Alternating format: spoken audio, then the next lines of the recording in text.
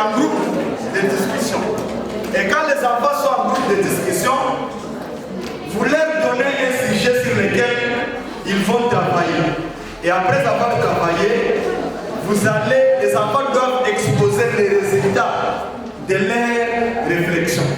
Mais quand vous constituez le groupe là, vous devez faire en sorte que le groupe ne soit pas trop nombreux. Parce que plus dans le groupe il y a beaucoup de personnes, plus beaucoup de personnes ne vont pas travailler.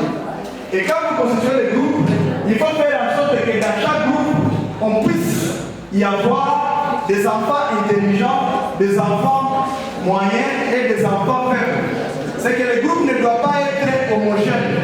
Le groupe doit être hétérogène pour dire que les membres du groupe doivent avoir des caractéristiques vraiment très différentes.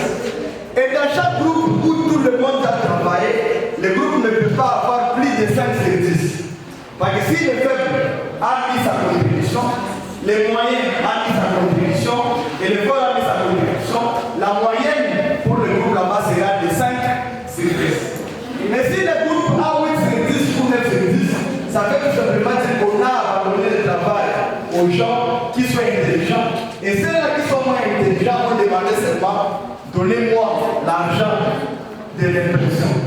Donnez-moi l'argent de... Moi, vous faites tout quand ça sera le moment de saisir, quand ça sera le moment d'imprimer, je veux imprimer, je veux écouter.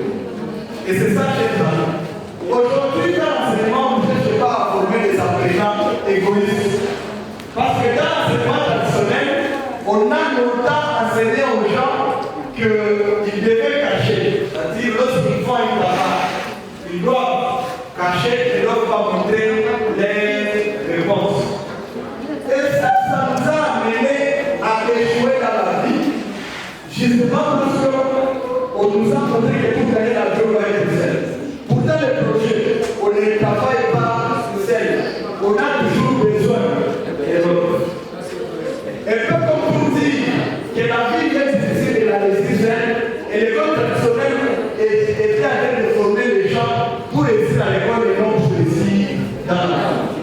Pour monter un projet, vous qui êtes dans la mauvaise, vous qui êtes dans la pratique, vous qui êtes dans la théorie, vous avez besoin de plusieurs compétences. C'est-à-dire, vous avez besoin de la personne qui va faire le marketing de votre projet. Vous avez besoin de la personne qui va communiquer sur votre projet pour attirer des partenaires. Vous avez